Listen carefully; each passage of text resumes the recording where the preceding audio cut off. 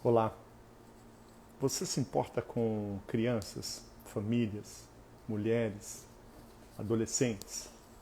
Se você é uma pessoa que tem interesse em cuidar de famílias, de crianças, de adolescentes, eu queria apresentar para vocês algumas reflexões para que a gente aprofunde um pouco o que é proteger.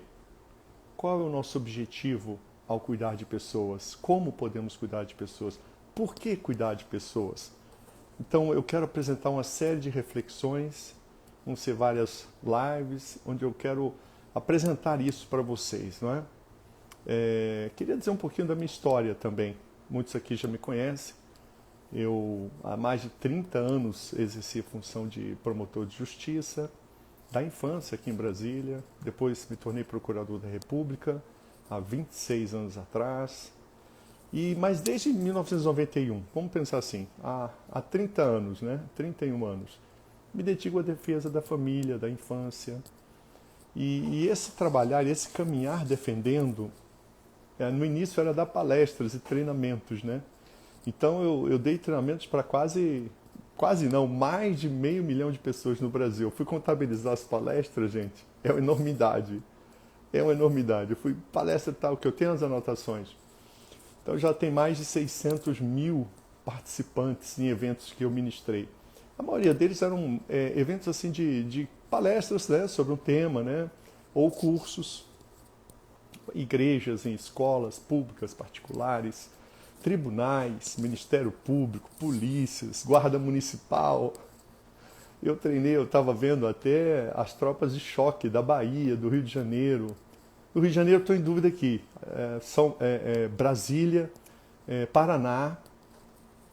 Em Paraná foram quase 10 mil policiais, para você ter uma ideia. Só no Paraná, 10 mil policiais. Enfim, essa é uma experiência longa. E meu objetivo sempre foi trabalhar a prevenção. Mas deixa eu explicar para vocês como se deu isso. Minha atenção primeira se voltou lá em 1992 contra a delinquência de adolescentes, ou seja, os adolescentes autores de violência. Então, eu me dediquei a comprovar a prática ilícita e prender, né, submeter à internação, que é o termo do Estatuto da Criança, os adolescentes que estupravam, que matavam, coisas terríveis. Eu diria para vocês que os crimes praticados por adolescentes, eles, quando são violentos, são muito mais violentos do que quando praticados por adultos violentos, entende? O crime mais violento que eu já lidei nesses 30 anos, e olha que eu atuei em justiça criminal, etc., né? O crime mais violento foi praticado por um adolescente. E eu não tenho coragem de narrar o que ele fez com a mulher aqui para vocês, porque é uma coisa tão torpe que só de falar vocês não vão se sentir bem se eu descrever o que ele fez com aquela mulher. E então, para vocês terem uma ideia, então essa criminalidade dos adolescentes me levou a ser muito duro com eles quando eu era promotor de justiça. Lembra? Eu era promotor de justiça nesse tempo. Mas o que aconteceu? Conforme quanto mais eu investigava e punia adolescentes violentos, mais eu me deparava com algo muito singular, que é o seguinte: a vida anterior, a infância dos adolescentes violentos. Eu me deparei com relatos de estudos sociais desses adolescentes. Nos estudos sociais, porque quando você tem um adolescente autor de um homicídio, de um latrocínio, ele é preso, é levado à internação provisória. Nesse período se elaboram estudos sobre quem era esse adolescente, como foi a vida dele, quais os antecedentes na família, escolares. E esse estudo, isso que começou a me chamar a atenção. Todos os adolescentes violentos foram vítimas de abuso na infância. Vou repetir. Todos os adolescentes violentos foram vítimas de abuso na infância. Então isso aí me trouxe imediatamente a atenção para a questão do abuso. Porque eram abusos muito cruéis mesmo, coisa muito feia. Não estou falando assim, não estou falando uma coisa pequena não. Eu vou dar um exemplo para vocês. O Marcelo era um desses adolescentes homicidas. Ele tinha 6 homicídios. Ele já tinha 18 anos, mas estava submetido à internação provisória. porque praticou o último homicídio. O sexto homicídio foi praticado quando ainda era adolescente. Então ele submetia a lei do Estatuto da Criança. E, portanto, é alguém muito violento, né? E quando nós fomos investigar a vida na infância do Marcelo, gente, nós descobrimos uma coisa horrorosa. Antes mesmo de nascer, ele foi vítima de violência, porque a mãe tentou abortar. Nós conseguimos essa constatação. Ele nasceu. Depois do nascimento, o Marcelo ele foi vítima, ainda com meses de idade, de traumatismo craniano. Não é? A mãe alegou que ele caiu do berço. Não caiu do berço, foi violência mesmo. Não se sabe, né? A gente não vai agora aqui, não se tem dados. O fato é que ele, com 8, 9 meses de idade, teve um traumatismo crânioencefálico. Com 3 anos, já vítimas de maus tratos, dos vários padrastos que ele teve, né?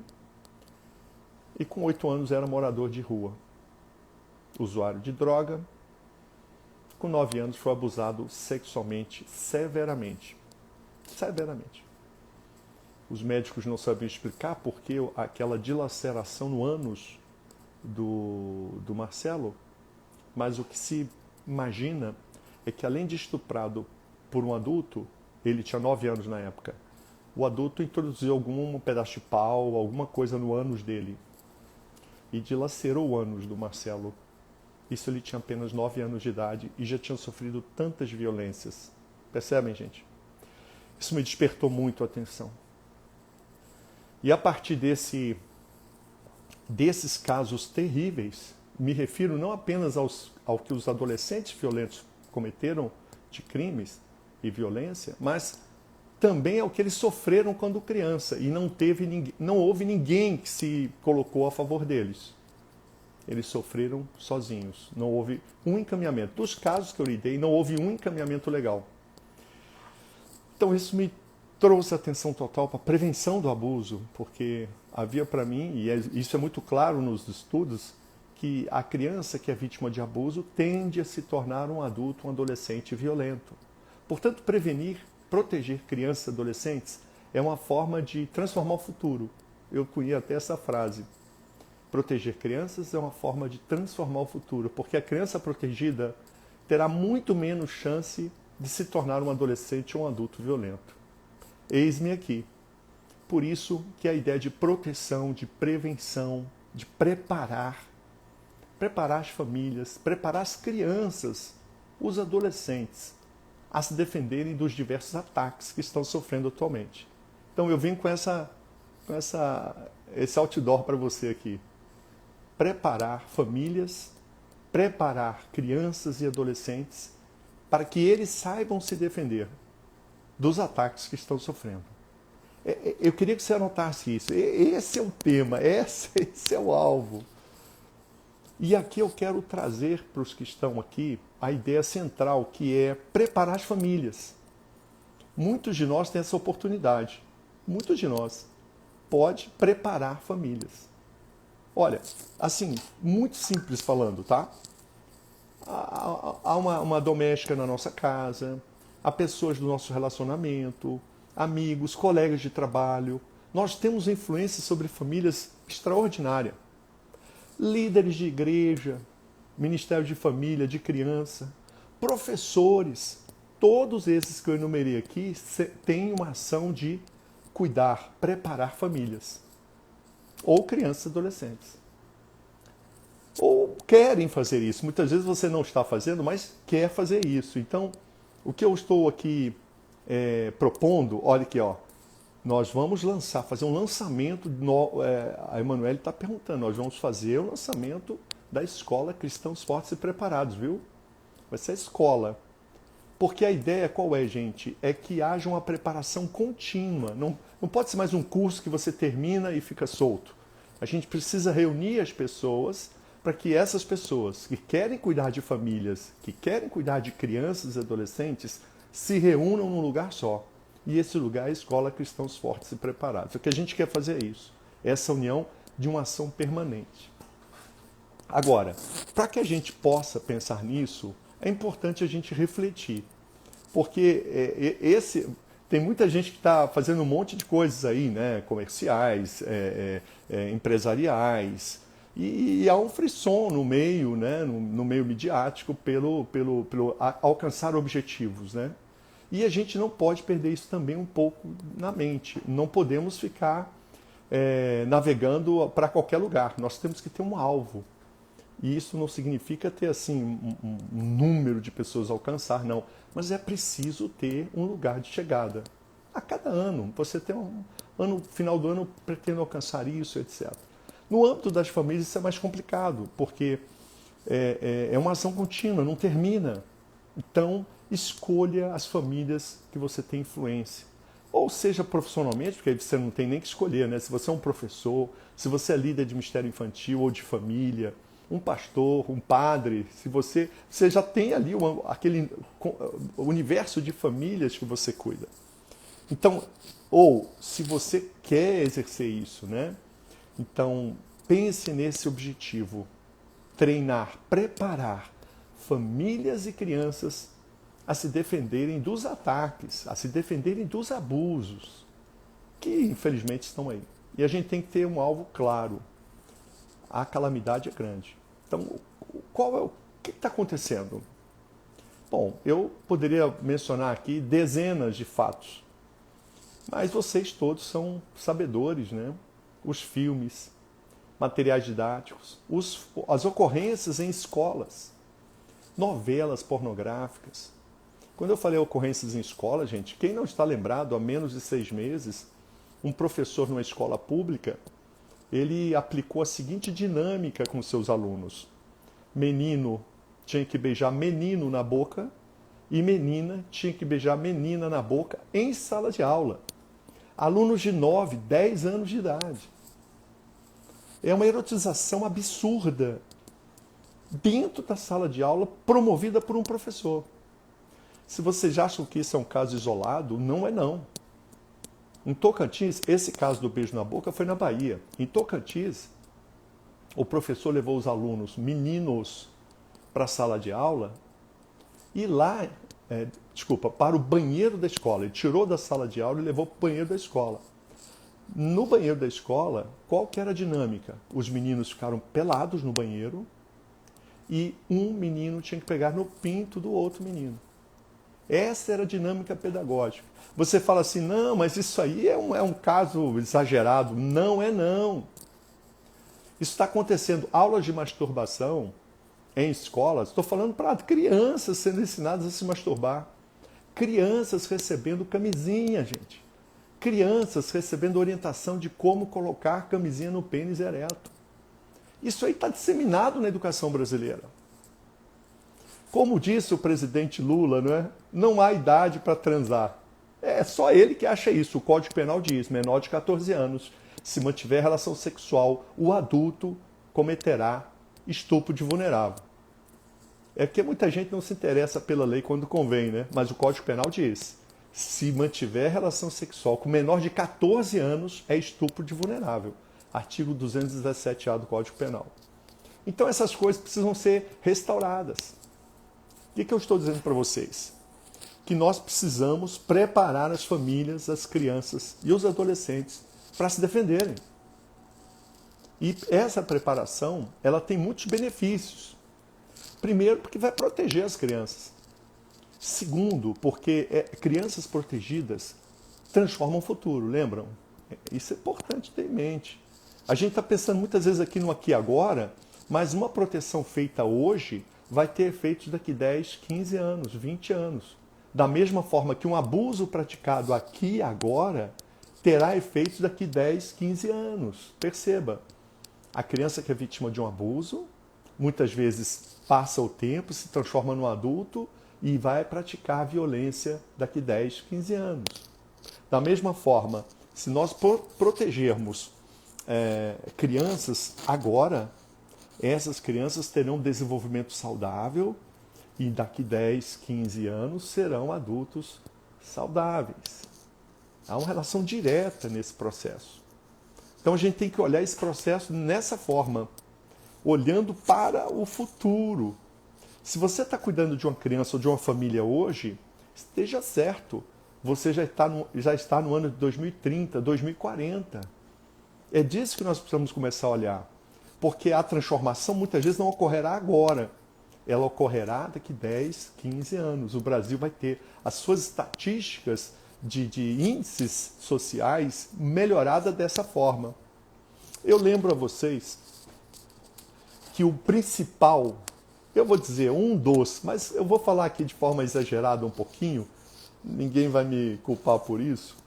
O principal fator para o desempenho educacional na escola dos alunos, o principal fator é a família, não é a escola. Por quê? Porque uma família que apoia o filho, uma família que dá sustentação, que se importa com o filho, essa família, ainda que a escola seja média ou até ruim, por quê? Porque ao ser mentoreado, apoiado, esse aluno terá melhores condições de aprendizado. E ainda que o ensino não seja assim aquela Brastemp, ele terá excelente rendimento. Já se a família não apoiar, não der sustentação, não estiver apoiando as atividades do filho, ainda que a escola seja a melhor do mundo, essa criança, esse adolescente, não terá o desenvolvimento adequado. A família é decisiva. E, portanto, quando eu estou falando de cuidar de família, preparar famílias para se defender dos ataques, nós estamos falando de educação também. Porque quando a família está atenta e preparada para proteger e orientar os filhos, esses filhos terão melhor rendimento escolar, serão pessoas muito mais positivas, serão muito mais aptas para o convívio social, para ajudar as pessoas. Então, é muito importante ter essa visão de futuro ao cuidar das famílias e olhar para essa dimensão ampla. Não se trata apenas de proteger de abuso, preste atenção.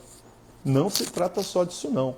Quando nós falamos preparar famílias e crianças, nós estamos falando também de que essas famílias, essas crianças, elas terão rendimentos em várias áreas sociais, não só a proteção contra o abuso, que é o começo de tudo, não só a proteção contra a erotização, a proteção contra os ataques ideológicos, morais, a violação dos direitos da família na criação dos filhos, cotidiana, em vários âmbitos públicos. Nós precisamos, então, pensar que a sociedade como um todo vai ter benefícios. E eu quero trazer aqui a questão da educação, porque a educação é um dos âmbitos mais relevantes na atualidade. Porque uma nação não pode se desenvolver se não tiver um sistema educacional adequado, se não tiver professores e alunos e famílias que estejam comprometidas com esse objetivo. E nós podemos observar nas políticas públicas da educação, a família é uma senhora desconhecida. A família é uma senhora desconhecida nas políticas de educação. Nós achamos que a solução está na escola. Não está na escola, está na família. Na família e na escola, digo eu. Na família e na escola. Mas tudo começa na família. Quem sustenta os filhos, quem cria e educa é a família, quem tem o protagonismo constitucional é a família. Mas a escola é fundamental também. Então nós precisamos unir família e escola. Tudo que não estamos fazendo. A começar pelas próprias leis. Porque os idealizadores das leis, eles querem separar a família da criança. Peguem a lei da primeira infância. A lei da primeira infância, gente, não fala uma vírgula de família. Como assim? Crianças de até 6 anos. Políticas públicas para crianças de 6 anos que não levam em consideração as famílias. Isso é a prova do distanciamento abusivo da própria legislação, daquilo que a Constituição diz. É a Constituição que diz que incumbe à família criar e educar os filhos. Então nós temos que trazer as próprias leis, aqui é um alerta para todos nós, de que criança e família andam juntos. Não dá para ter uma política pública de infância sem família. E ao falar de família, tem que falar de criança. O Estatuto da Criança, de forma corretíssima, faz essa junção. Dá muita ênfase à família. Bom, eu estou aqui apresentando uma visão geral para dizer por que preparar famílias e crianças a se defender dos ataques. E aqui eu já falei um pouco dos ataques, né? Que são ações de partidos políticos, são ações de movimentos sociais, entre aspas, né, gente? Muitas aspas, né? É gente que diz proteger criança, mas quer fazer sexo com ela. Atenção, hein? Não é brincadeira, não. Até os pedófilos se dizem defensores das crianças. Você precisa ficar muito atento a isso. Muita gente que diz proteger quer destruir. E aqui nós vamos estar atentos ao que se quer, não ao que se fala. E é importante essa visão. Quando nós falamos da defesa da família diante desses ataques, eu exemplifiquei aqui com vários. A primeira atitude, conhecer os ataques. E aqui está um problema. Muitas famílias, muitos líderes, muitos professores ainda não acordaram para isso. Então nós vamos precisar ter muita paciência. Mas levar as informações, os fatos, gente, fatos. Não é levar a nossa impressão dos fatos, é levar os fatos. Coisa que eu faço nos meus livros, por exemplo. Eu dou lá, ponho a foto do material didático, eu coloco a foto do filme. Então, por quê? Porque a gente precisa mostrar a realidade para as pessoas. Porque conhecendo a realidade, ou seja, os ataques contra a infância e a família, as pessoas vão ter muito mais consciência. Então, a gente precisa ter cuidado sobre isso. Por quê? Porque normalmente a gente junta tudo. Os fatos com a nossa opinião sobre os fatos. Então, mostre os fatos. Tenha provas sobre fatos. Ou seja, a ocorrência como ela foi. E não o seu julgamento sobre ela. Então, esse é um dado importante para que a gente possa convencer as pessoas, levar elas à luz, né, à verdade. E a partir desse conhecimento surgirá, então, uma vontade de agir.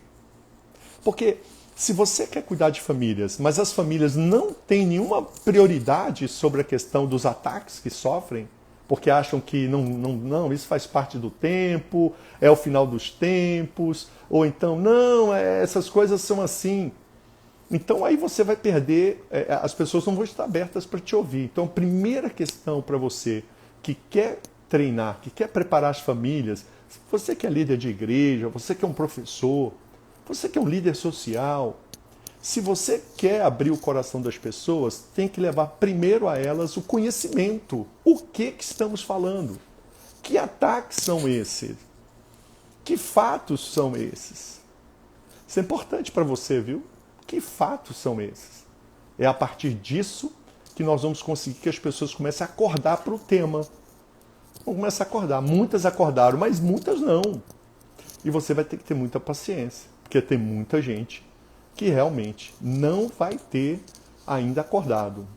Por isso, os fatos. Trazer elementos de comprovação daquela ação abusiva, pornográfica, não é? Como no filme aí, né? O filme do Danilo Gentili, que é abusivo, é contrário à lei, já vimos isso. Isso despertou em muitos indignação. Mas se você agora pega essa indignação, vamos dar esse exemplo, e conhece a lei, segundo ato, conhecer a lei. Porque conhecendo a lei, você enquadra o fato como crime, como ato ilícito, como dano moral, como ação de improbidade. Estou falando grego aqui, né? Mas calma. Eu vou te explicar isso com o passar do tempo, cada um desses termos, para você entender. São tipos de ilícitos. O que é um ilícito? Algo que viola uma lei. Então, conhecendo a lei, você vai saber, opa, essa cena aí é pornográfica, é imprópria para menores de 14 anos. De plano. E aí você tem autoridade. Por exemplo, você está no hotel. Eu tenho um caso de uma pessoa que estava no hotel. Esses de veraneio, muitas pessoas. Começou a passar um filme indevido na televisão e tinha muita criança presente.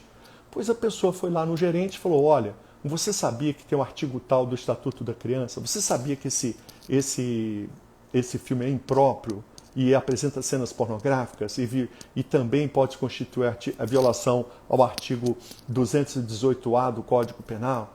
E também configura dano moral? Ela listou de forma muito calma, o gerente na hora mandou suspender. Porque as pessoas, quando vêem um risco, quando encontram com alguém que sabe as leis e está enquadrando os fatos às leis, tudo muda. Perceberam, gente? Então, vai dar muita autoridade para vocês conhecer as leis e aplicá-la aos fatos. Essa é a chave. Mas, além disso, qual outro benefício? Quando você, então, conhece os fatos. Primeira questão, conhecer os fatos, os ataques, as ilegalidades. Conhece as leis, enquadra os fatos. Aí você aprende a se defender. Atitudes práticas para se defender dessas ações ilegais. Não é para reclamar de ninguém, não. A gente não reclama do estuprador, a gente prende o estuprador. A gente não reclama do pedófilo, a gente prende o pedófilo.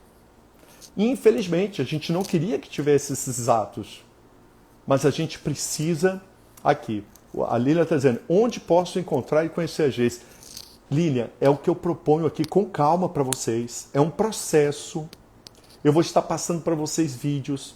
A gente vai ter as escolas, vai ter uma série de processos. Mas eu também vou estar passando aqui conhecimento pouco a pouco das leis. Agora, a gente vai precisar refletir. Não é uma ação de conhecer a lei e ir para a rua. Não, a gente tem que treinar. Vai precisar treinar, gente. Por isso que é uma ação continuada, gente. Não vai poder ser assim, agora eu já sei, vou. Não, porque chega na hora H, tem variáveis. Tem uma autoridade que não conhece a lei, tem um contexto fático, ou seja, o fato é um pouco diferente do que você aprendeu no treinamento. E aí gera insegurança para quem vai aplicar. Por isso nós vamos precisar de um tempo. É uma ação continuada. O que eu estou propondo para vocês é uma ação continuada de mentoria. A ideia central é preparar líderes, preparar pessoas para que estas pessoas preparem famílias e crianças a se defenderem. O nosso alvo central é no fim do processo de mentoria, é que vocês tenham crianças preparadas para elas próprias se defenderem. Entende? Olha onde nós vamos chegar. Seus filhos, netos, seus alunos, as crianças da sua igreja, elas vão ter argumentos, cada um na sua esfera de conhecimento, viu, gente? Não pense que nós vamos falar de lei complexa com criança, não é isso. Nós vamos dar estratégias práticas para elas se defenderem. Esse é o objetivo. E os benefícios disso são extraordinários. Primeiro, o benefício para você, porque você vai ter famílias à sua volta mais cuidadosas, mais prontas para lidar com as situações. Você vai ter cidadãos mais preparados para conquistar a paz. Você vai ter os que praticam mal sendo expulsos dos lugares onde eles estão. Quem pratica violação aos direitos da criança tem que sair da escola, tem que sair da igreja, tem que sair dos lugares onde haja crianças. Mais do que isso, eu já expliquei, quando nós cuidamos, preparamos as famílias, nós vamos ter também um futuro melhor. É um passo a passo, gente. Eu apresentei aqui alguns fatos para vocês. A ideia central é que haja essa visão do propósito. E essa é uma ação contínua, não termina nunca. Não espere um momento de conhecimento, um treinamento e você vai aplicar. Não é assim. Nós vamos precisar estar refletindo mais. Por isso, peço paciência a vocês. Tá? Aqui a Lília está dizendo que houve um constrangimento com o filho dela, hoje em sala de aula. Mas aí eu proponho aqui, agora eu proponho abertamente, procure, pense em uma transformação também. Aqui o alvo é família, tá, gente? Preparar famílias e crianças a se protegerem dos ataques. Que ataques, Dr. Shelby? Ataques sexuais, morais, ideológicos. Tem um monte de gente que cuida de criança ou adolescente que está fazendo uma lavagem cerebral. Questões políticas, os pais não estão sabendo. Mas em sala de aula tem professor fazendo a cabeça do filho para o outro lado. Não importa qual, viu? Não importa qual. Aqui não importa se é esquerda, se é direita, se é cristão, se não é. O pai não pode ser surpreendido nessa questão, porque a formação moral e religiosa dos filhos é tarefa da família. E se os professores querem agir em questões morais ou religiosas, tem que antes falar com a família das crianças. Não importa. Não importa se é cristão, se é um bandista, se é budista, não importa. Então devemos ter a primazia do respeito às leis. E para fazer isso, nós vamos precisar de líderes. Por isso aqui eu estou fazendo uma convocação nacional. Se você conhece um líder de família, de criança, quem cuida de família, criança ou adolescente, eu estou fazendo uma convocação para uma mentoria, para um acompanhamento. O meu Instagram vai estar aí, já tem um monte de coisa para vocês. Mas a gente quer que vocês tenham essa visão de um propósito maior. E isso só será possível com uma caminhada consistente. Não adianta dar uma orientação para a família, família, façam isso aqui, e aí você volta daqui 1 mês ou 2 meses. Não. As famílias têm que ser acompanhadas.